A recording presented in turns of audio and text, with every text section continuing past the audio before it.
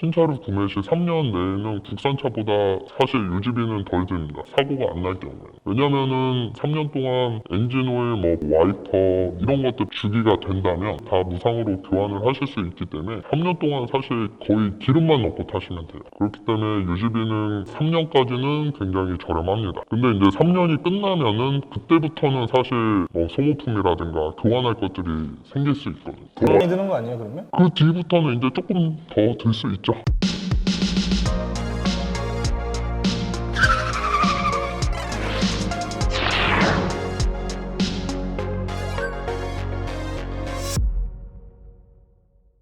AS 기간이 끝나기 전에 무조건 다 소모품 좀 싹 다 갈아주세요 하면 갈아주나요? 그 3년 끝나기 전에 마지막 정비를 하실 수가 있는 게 있어요. 그래서 가서 했는데 만약에 이상이 없는데 갈아주진 않고요. 교환할 주기가 됐다. 브레이크 패드를 교환을 하셔야 된다. 그러면은 교환을 해드립니다. 그래서 마지막에 한번 보통은 싹 점검을 하시죠. 무조건 해달라고 해야겠네요. 최대한 해달라고 해야죠. 연비는 어때요? 보통 많이 타시는 E클래스 기준으로 하는 게 가장 좀 더 파악하기 쉬울 것 같거든요? 연비는 국산차보다 좋습니다. 물론 6기통, 8기통 엔진이 크면 국산차보다 안 좋긴 하지만 일반적으로 2000cc 4기통 엔진을 기준으로 했을 때 그럴 경우에 국산차보다는 휘발유든 디젤이든 연비는 확실히 훨씬 좋습니다. 기술이 좀 더 좋아서 그런 건가요? 미션에서 오는 그 기술력 차이인지 국산차 중에 제가 연비 좋다고 생각했던 차들은 하이브리드나 아니면 수동 모델 이런 거 말고는 거의 없는 것 같아요. 아니 왜냐면 독일차가 중량이 좀 더 약간 묵직하잖아요. 그렇죠. 근데 연비가 더 좋다는 건 아무래도 그거를 소화하는 기술력의 차이가 아닐까. 근데 꼭 그 수입차 타면서 꼭 고급유를 넣어야 되나요? 그러진 않습니다. 저희가 지금 말씀드린 일반적인 E클래스나 C클래스 5 시리즈 이런 차들 4기통, 6기통까지는 어지간해서 일반유 넣고 타셔도 돼요. 근데 이제 고급유가 필요한 차량들이 분명히 그 중에는 있거든요. 4기통 웬만한 2000cc 엔진들은 그냥 일반유 넣고 타셔도 엔진에 크게 무리는 없습니다. 그러면 수입차 신차를 구매할 때 구매 방법이 어떤 게 가장 좋아요? 리스나 할부, 현금 이런 거 중에? 상황에 따라서 다른데 그냥 가장 싸게 사는 방법은 현금입니다. 보통은 수입차라고 해도 현찰을 한 번에 막 지출하기가 쉽진 않잖아요. 그래서 보통 할부를 하시는데 리스나 렌트 같은 경우에는 보통 사업자를 가지고 계시거나 법인을 운영하시는 분들이 많이 하시고요. 회사의 비용 처리를 위해서 리스나 렌트를 하시는 건데 사실은 비용 처리가 현금을 하셔도 되고요. 할부를 하셔도 돼요. 그 대신 이제 이자가 나가는 거기 때문에 전체적인 금액을 따지고 보면 현금이 가장 싸죠. 딜러사마다 자사 파이낸셜을 이용을 하시면은 할인을 조금 더 해드리는 그런 프로모션들도 있기 때문에 그거는 한번 확인을 해보셔야죠. 할인은 진짜 조금씩 해주네요. 그니까 여기서 조금 저기서 조금. 네 맞아요. 티끌모아 태다니. 그러면은 국산차랑 구매하는 방법이 다른가요 좀? 비슷해요. 그 대신에 이제 국산차랑 제가 봤을 때 좀 다른 점은 국산차는 요즘에 그래도 옵션을 조금 선택이 가능하시잖아요. 내비게이션을 빼고 싶다. 물론 그거에 대해 엮여있는 프로그램이 있지만 수입차 같은 경우에는 옵션이 거의 고정입니다. 여기서 바꿀 수 있는 옵션은 등급밖에 없어요. 예를 들어 E클래스가 기본 모델이 E250 모델이 있고 그 위에 E350 모델이 있듯이 등급을 제가 고를 수 있는 거예요. 그래서 제가 기본 모델을 골랐는데 휠을 바꾸고 싶다. 이러면 기간이 더 길어집니다. 일반적인 경우에는 차가 한 달 뒤에 나오는데 차가 6개월에서 1년 가까이 기간이 되는데 코로나니까 지금은 아마 더 걸리지 않을까요? 그래서 수입차 같은 경우에는 그냥 등급마다 옵션이 딱 정해져 있습니다. 그래서 내가 원하는 등급을 그냥 구매를 하시는 거예요. 갑자기 생각난 궁금증인데 수입차 매장에 약간 들어가기가 부담스러우신 분들도 있을 거예요. 부담스러울 때는 부담을 가져도 되는 건지 아니면 부담 갖지 말고 그냥 무조건 들어가야 되는 건지 구경을 해도 되는 건지. 네, 일단 저는 거기서 근무를 했기 때문에 부담 없이 들어오라고 항상 아시는 분들한테 이렇게 설명을 드리지만 예를 들어 명품관에 가면 저도 약간 좀 위축이 되는 경우가 있습니다. 근데 사실은 부담을 갖지 않으셔도 되고요. 그냥 진짜 차를 구경을 하고 싶다. 아직 결정도 안 된 상황이에요. 근데 차는 한번 실물로 보고 싶잖아요. 그럴 경우에는 매장에 들어가서 그냥 구경만 할게요 라고 하면은 웬만하면은 옆에서 이렇게 설명도 잘 안 해줄 거예요.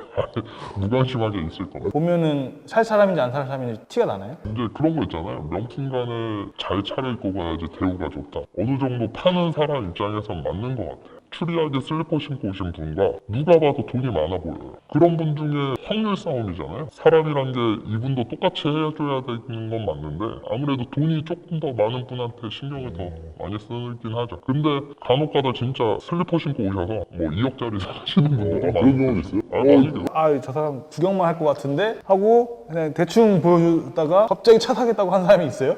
그런 사람이 있습니다. 슬리퍼 신고. 슬리퍼 신고 오신 분들도 계시고 누가 봐도 안 살 것 같이 되게 그냥 모토쇼 구경 오듯이 오셨는데 한 2억짜리 사시는 분들도 계세요. 그렇군요. 구경을 하시다가 진짜 견적을 받고 싶잖아요. 그럼 그때 말씀하셔도 돼요. 제가 견적이나 문의를 하고 싶습니다. 그럼 그때 이제 아마 딜러가 안내를 해드릴 겁니다. 새 차를 샀는데 차가 이제 기스가 가 있다던가 그러면 환불이 되는 건가요? 일단은 가장 중요한 거는요. 수입차든 국산차든 인수증이라는 게 있습니다. 인수증에 사인을 하는 순간 끝이에요. 차량을 구매를 하실 때 신차를 출고하시는 날 꼼꼼하게 보시고 출고 그 인수증을 사인을 하시기 전까지 굉장히 꼼꼼하게 보셔야 돼요.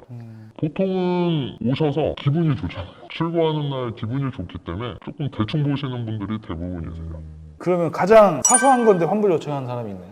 있었어요. 어떤 거죠? 엔진룸 쪽에 수입차 같은 경우에는 녹슬지 말라고 안에 그런 뭐 약재 같은 걸 뿌려 놓더라고요. 독일에서 올 때. 그거를 이제 한국에서 약간 제거는 하지만 미세하게 남아 있어요. 근데 그게 차의 결함이거나 이런 경우는 아니거든요. 그것 때문에 차를 인수를 거부하시는 분들도 계시고요. 또 대부분의 인수 거부하시는 분들은 사실 딜러와의 약간 안 좋은 서비스가 마음에 안 들었다던가. 그쵸. 뭐 중간에 이제 차를 구매하는 과정 중에 딜러와 불협화음이 있거나 그럴 경우에는 나중에 환불을 하시더라고요. 결국에 사람 때문에 환불을 하는 거네. 사람이 그 딜러분이 마음에 안 들어서. 그쵸. 진짜 저는 그런 경우도 봤어요. 휠에 엄청난 큰 스크래치가 있었는데 딜러분이 너무 이제 잘 하셨는지 인수해 가셨습니다. 진정한 영업사원이군요. 그렇죠. 그분은 아마 이제 추후에 서비스적으로 더 해드린다고 하셨는데 그래도 차는 가지고 가셨어요. 판매 왕이었네요. 그러진 않았어요.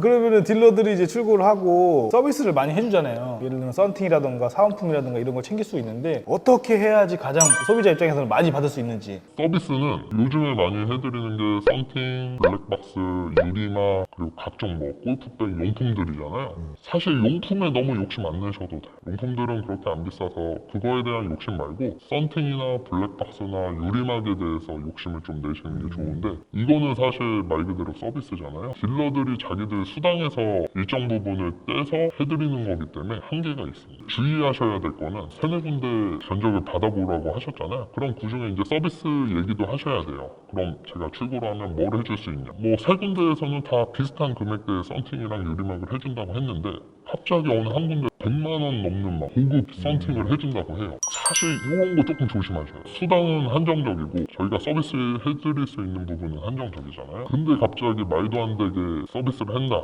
이거는 뭔 꿍꿍이가 있어요. 어떻게든 뭐 다른 방법으로 돈을 남겨서 이런 걸 하기 때문에 너무 이렇게 싸다고 하는 것도 이런 것도 좀 조심을 하시는 게 좋습니다. 그래서 좀 너무 많은 서비스를 해줘도 좀 조심을 해라. 100만 원 이상이 넘어가는 서비스라던가 그런 조심을 좀 해야겠네요. 100만 원으로 딱 단정 짓긴 그렇지만 두세 군데 견적을 받은 것보다 갑자기 너무 좋다 이런 거는 조심하시고요. 이거는 좀 비밀인데 썬팅 같은 경우에는 보증서를 저희가 금액을 정할 수가 있어요. 예를 들어서 손님한테 100만 원짜리 보증서를 보여줘요. 썬팅 보증서. 근데 사실은 그게 30만 원짜리 썬팅일 수도 있습니다. 뭐 이렇게 보면은 그걸 어떻게 구분을 할 수가 있겠어요. 일반 분들이. 저희도 잘 모르는데. 그런 거에 너무 크게 연연 안 하셨으면 좋겠고요.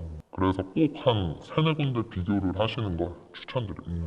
그러면 이제 수입차 이제 벤츠에 다니셨으니까 벤츠만의 고질병 같은 게 있나요 혹시? BMW는 뭐 엔진에 불이 난다던가. 그렇죠. 지금은 많이 좋아지고 있지만 불까지는 아니더라도 고질병이 있는지. 제가 기억나는 거로는 벤츠 같은 경우에는 고질병이라고 하기는 좀 그렇고 기본적으로 아셔야 될 게 브레이크 소음이라 가장 많이 저희가 컴플레인 받는 게 와이퍼 소음이 엄청 큽니다. 왜 그렇게 만들었는지 저희도 모르겠는데 유리와 붙는 압력이 높기 때문에 고속에서 달려도 안정적으로 닦이기 위해서 그 압력이 높아서 끽끽 소리가 난다. 근데 BMW나 아우디도 잘 닦입니다. 그러니까 제조사에 약간 뭐 기술이면 기술이겠지만 약간 그런 건 아직 반영이 좀 덜 되고 있나 보네요. 그러면 기술력은 좋은 것 같은데 이상하게 와이퍼 소음은 못 잡더라고요. 그 브랜드의 그냥 취향인가요? 그런 제조사 그 방향이 그런 건가요? 소리 나는 거 와이프 가 더 좋아서 뀨 이것저것 얘기를 나눠봤는데요. 정리 좀 한번 부탁드릴게요. 어떻게 하면 수입차를 싸게 살 수 있는지에 대해서 정리 좀 한번 부탁드리겠습니다. 그냥 계약 먼저 하세요. 가장 싸게 사는 방법은 현재로서는 그냥 연락 돌려보시는 게 가장 싸게 사는 거예요. 한 여러 군데 지역마다 돌려셔도 되고요. 뭐 딜러사마다 견적을 받아보셔도 되고요. 근데 이제 한 딜러 똑같은 딜러고 똑같은 매장인데도 가격이 다를 경우가 있습니다. 그 이유는 마진 자기의 수당을 빼서 주는 거기 때문에 딜러의 생계를 위협을 하고 싶다라고 하시면 네 그렇게 하시면 되죠. 그리고 요즘 딜러들도 힘들겠네요. 코로나인데 차는 팔아야 되는데 차가 출고가 늦으니까 계약이 좀 더딜 수도 있잖아요. 그렇죠. 요새 딜러들도 굉장히 힘들다고 합니다. 만약에 한 달에 한 대도 차를 못 판다. 그럼 잘리나요? 차를 못 판다 한 달에 그거를 백차라고 합니다. 백도처럼. 그쵸. 백차라고 하는데 백차를 탔다. 그럴 경우에 한 달로 해서는 그거는 웬만해서는 안 자르고요. 그게 백차가 내가 2달, 3달, 4달 뭐 길어졌다. 그러면은 이제 위에서 압박이 들어오죠. 팀장부터 그러면서 자기가 나가게 만듭니다. 회사에서 자르는 것보다 알아서 나가게 만듭니다. 근데 그럼 차를 한 대도 못 팔면 수익이 빵이잖아요. 기본 수당은 있는데 기본급은 있어요. 기본급이 진짜 한 200도 안 됩니다. 지금은 모르겠는데 그때 당시만 해도 일반적으로 과장 대리급은 연차에 따라 다르긴 하지만 거의 기본 시급입니다. 그것만 받고 차를 한 대도 안 파는 분이 있나요 혹시? 의도적으로? 있죠. 이제 그만둘 분. 회사 이제 미련 없는 사람. 안녕히 계세요, 여러분. 그 정도로 생활비를 쓸 수 있는 사람 혹시 뭐 그래서 그만둔 건가요? 백차까지는 뭐 알겠어요. 근데 뭐 차를 한 대, 나 2대 팔았는데 둘 다 뭐 마이너스인 경우도 있을 거 아니에요. 그런 경우도 있나요? 수익이 마이너스 나는 경우? 대부분 이제 손님들이 안 믿으세요. 이거 진짜 이렇게 하시면 저희가 마이너스 나서 팝니다라고 하면 안 믿으시는데 그런 경우가 꽤 있습니다. 왜냐면은 사람 한 사람마다 팔아야 되는 대수가 있기 때문에 회사에선 그걸 원해요. 한 달에 3대 이상, 4대 이상 이렇게 판매를 원하기 때문에 예를 들어 제가 3대를 팔았어요. 근데 한 대가 모자라요. 이거 한 대 못 팔면은 압박이 들어올 것 같아요. 그러면은 그거는 뭐 한 50만 원 손에 넣더라도 판매를 합니다. 그리고 또 분기마다 몇 대 이상 팔면은 인센티브가 나오고 한 대가 모자라요. 근데 한 대를 제가 50만 원을 손해를 보고 팔아도 나중에 총 인센티브가 그것보다 크다. 그럴 경우엔 판매를 하는 경우도 있고 가장 큰 경우에는 요즘에 사실 견적서가 워낙 막 진짜 수당까지 다 버리는 견적서가 많기 때문에 진짜 마이너스 나는 경우도 있고 저도 제일 많이 마이너스 났던 게 한 150만 원. 한 대당. 그게 아마 제일 컸던 것 같아요. 그거 팔고 마이너스 150만 원 나왔습니다. 피 터지는 싸움이네 진짜. 진짜 딜러들 힘듭니다. 그러면은 진짜 50대를 팔았어요 차를. 다 마이너스예요. 그러면은 압박 들어오나요 회사에서? 대수만 팔면 내 재정 상태는 회사에서 관여하지 않아요. 회사에서 마이너스 나고 신경을 안 씁니다. 2억짜리를 10대 팔면 20억이잖아요. 그것보다 1억짜리를 20대 파는 게 훨씬 나아요. 왜요? 대수가 많잖아요.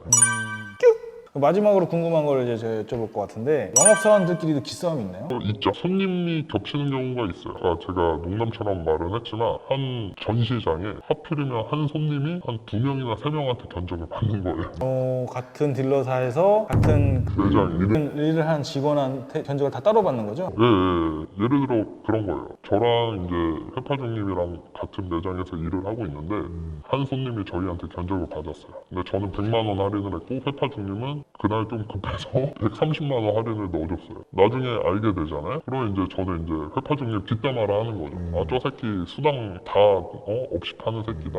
상도덕이 없다. 그렇죠. 나보다 30만 원, 50만 원 더 해가지고 어디서 파는지 모르겠지만 좀 영업 거지같이 한다. 이렇게 뒷담화를 까는 거죠. 좋은 정보 감사드리고 이렇게 또 저희 회파 중에 나와주셔가지고 신차 수입차에 대한 내용들을 좀 알려주셨는데 저 이렇게 나와보셨는데 소감이 어떠신지? 되게 떨렸는데요. 그래도 나와서 많은 소비자분들이 요즘에는 꼭 저뿐만 아니라 이런 정보들이 많기 때문에 많이 알아보시고 구매를 하셨으면 좋겠는데 저는 그냥 한 가지 당부드리면 너무 싼 것만 찾다 보면 그런 분들은 결국에는 차량을 구매를 못 하시게 되는 것 같아요. 대부분 여기가 싸서 계약을 취소해서 다시 옮기고 막 이러다 보면은 결국은 차량 구매 시기만 늦어지니까 아까 말씀드린 것처럼 한 3-4군데 더 이상도 상관은 없고요. 그렇다고 해서 막 10군데 하면 머리만 복잡합니다. 그러니까 5군데 내외로 해서 알아보시고 그중에 마음에 드는 딜러 있으면 꼭 최저가가 아니더라도 구매하시면 좋고요. 오늘 이렇게 불러주셔서 저도 옛날 얘기하고 즐거운 시간이었습니다. 네, 어쨌든 출연해주셔서 감사드립니다. 스위차 업계에 대한 얘기를 하는 거기 때문에 이렇게 좀 고릴라 가면 쓰고 나오셨는데 뭐 인권 보호 차원에서 어쩔 수 없다는 점 양해 좀 부탁드리며 출연해주셔서 유익한 시간 만들어줘서 감사드리고 다음에는 또 다른 컨텐츠로 찾아오도록 하겠습니다.